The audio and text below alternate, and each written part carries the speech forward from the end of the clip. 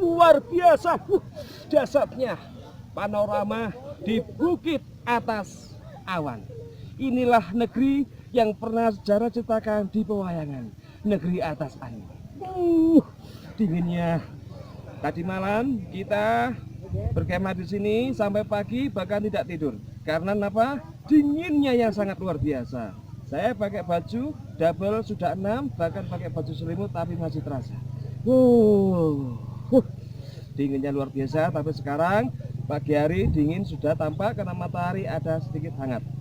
Disinilah dunia pernah bikin sejarah negeri atas awan. Di sana ada Semeru, di sana ada awan. Begitu indahnya bagaikan luasnya samudra. Awan yang begitu tebaran, awan yang begitu tebalnya. Begitu indahnya. Dan alhamdulillah berkat Tuhan Yang Maha Esa, hari ini kami berikan pelindungan, bahkan bisa terkabul dan terwujud sampai di puncak gunung negeri atas awan.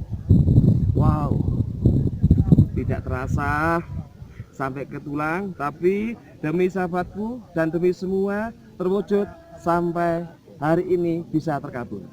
Saya Mr. Geboy dan salam sejahtera, bye bye.